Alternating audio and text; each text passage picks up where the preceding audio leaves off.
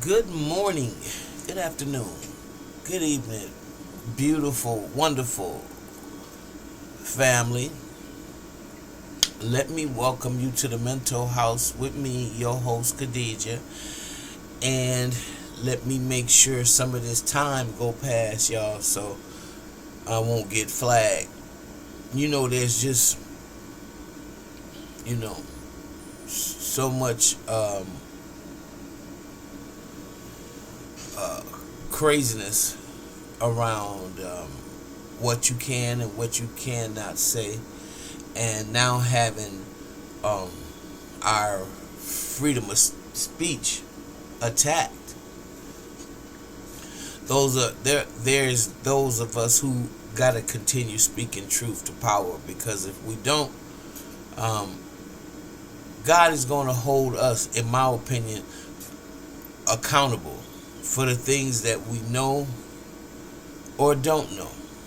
And that's the difference of your intent um, and your purpose, right? So I'm kind of trying to kill some time because this is real important. Oh, and while I'm doing that, let me make a correction. I think I said a couple days ago that Hakeem Jefferies was the son of Leonard Jefferies. I made a mistake. What I should have said was Leonard Jefferies was his uncle.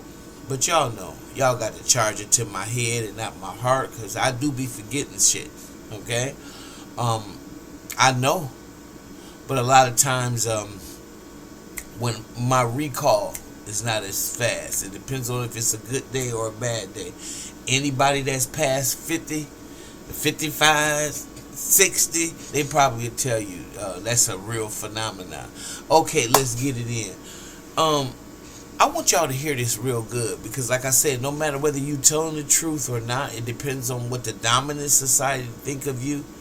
And I just want to give y'all a little feel of Hakeem Jefferies and his uncle, and what was said about him and why he left his position, because I agree with his position 1000% in terms of the uncle I'm talking about, and his opinion, and what has happened in terms of the secret relationship between blacks and Jews. Okay? Somebody got to talk about it, because we know they're not going to talk about it. Y'all, we deemed Kanye crazy. That was the only thing, in my opinion, that Kanye said that was true. But of course, a wrong clock is right twice a day. When he started going off on all that other kind of shit like white lives matter and all that, yeah, he lost me with some of that craziness. But at the end of the day, just the infrastructure and the base of what he was saying about Zionists were actually absolutely true. Because just so y'all know, it's a difference between being a Zionist and being Jewish. Just being a Zionist itself, it's a big difference. They are a political group. Okay? Don't forget that. And so that's why, a lot of people have a problem with them. Especially when you run into black people that are so messed up by religion, they'll tell you that God wants you to worship these people.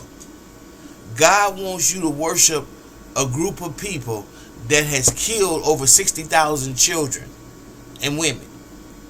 No, I don't want to serve your God. But y'all check this out. Democratic leader Hakeem Jefferies has maintained for a decade that he doesn't remember much about his uncle, Leonard Jefferies, who had a history of inflammatory anti-Semitic remarks back in the 1990s. But our K-File team unearthed an unreported essay that Jefferies wrote during his college years, defending his uncle and defending the Nation of Islam leader, Farrakhan. CNN's Andrew Kaczynski leads the K-File unit, and he joins us now. Andrew, Hakeem Jefferies' uncle was well known, especially in New York, for his controversial remarks. Among the things Leonard Jefferies said, he claimed that rich Jews financed the slave trade. He said that Jewish Hollywood executives, quote, planned and plotted a conspiracy to denigrate black Americans in their films.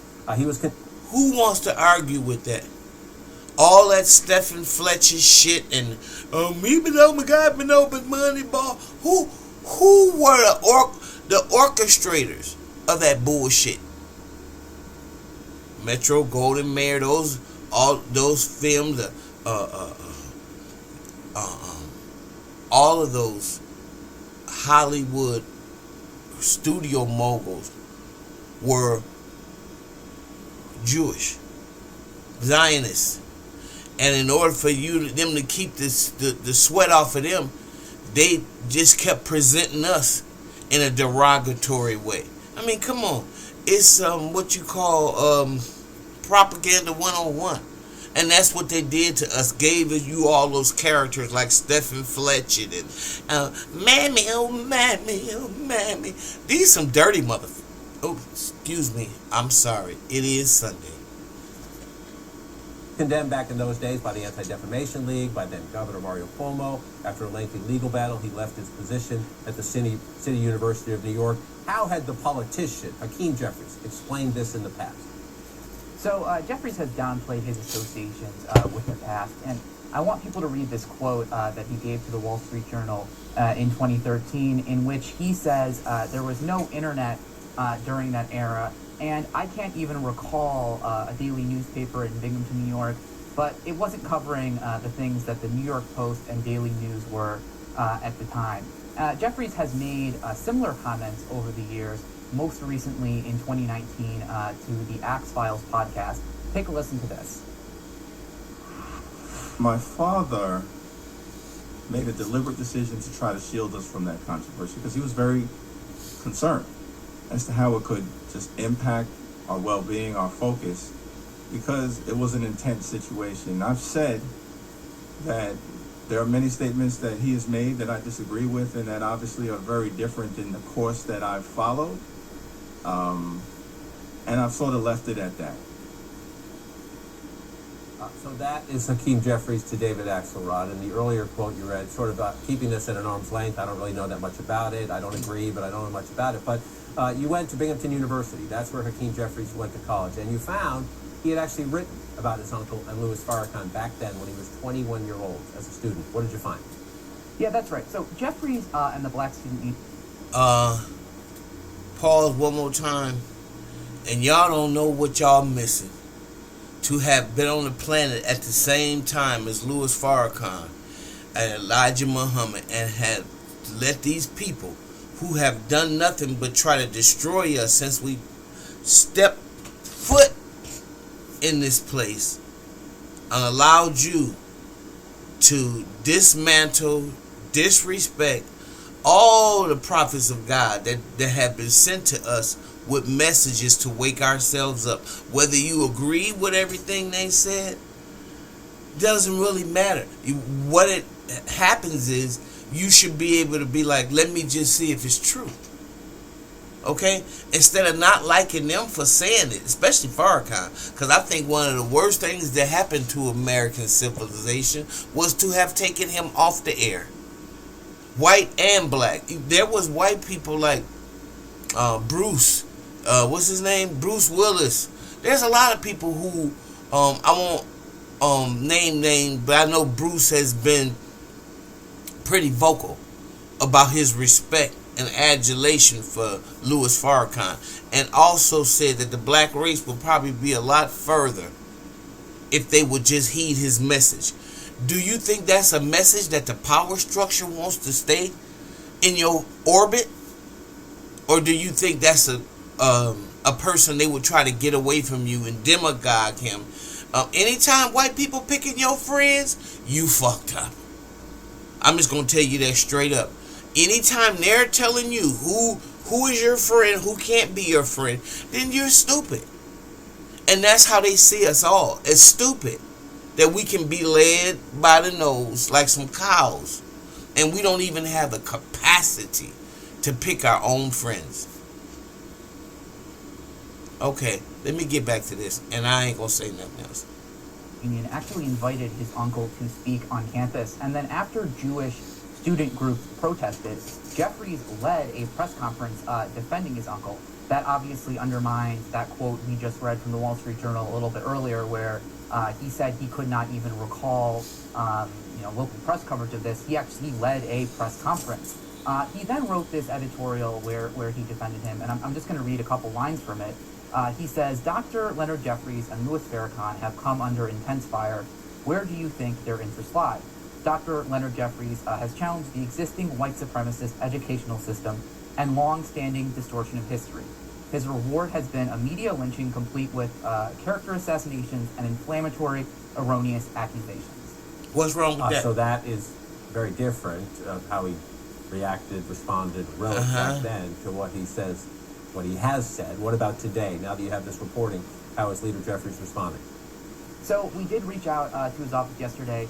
We asked, if he told no lies. Consistencies that he saw between what he said in 2013, what he said in 2019, and what the actual record shows. They didn't respond to those questions, but they did give us a statement where they said Leader Jeffries has been clear that he does not share the controversial views espoused by his uncle over 30 years ago. So, distance again, but not a direct reaction at all to the specific reporting that you have in your K-File team has, Andrew Kaczynski. Grateful for that report. Who the hell do y'all think y'all are? Who in the... Yeah, exactly. I feel bad because just like Obama was challenged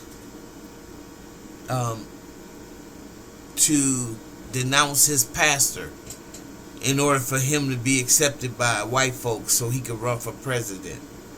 The man that married him, right? Him and Michelle. Because white folks was uncomfortable. So they say.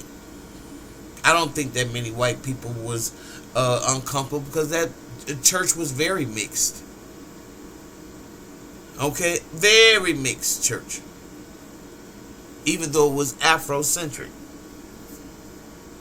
Because those that know, they know. White folks that know and that's not up under this mind control, they understand. But I will say this before I get up off of here. Hakeem Jefferies should never allow these people to make him disassociate himself from his uncle. Okay? Because ain't none of them, just by example of they showing us right now, are going to denounce their white supremacist ways for you. And it's really just that simple.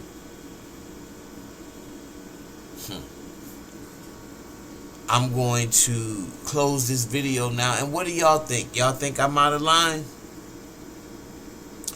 I really want to hear what you think about Hakeem Jefferies and the statements that he made and what they're trying to say about him now as opposed to from the words he said then. And do you disagree or agree with his words? Free world, let me know how you think.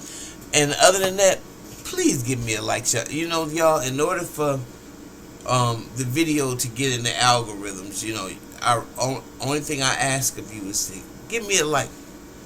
And I would really appreciate that very much because that helps with the algorithms and it helps pick up and allow more people to see my videos. I haven't put a lot of work into this, but I am going to. And I would really appreciate if you gave me a like and to leave your comment below so I can answer you. I'm definitely gonna answer you. I love answering you, by the way. But I gotta have something to answer too. Okay? So if you like what you hear, please like, subscribe, and share. And I'll see you beautiful people in the next video. Bye-bye.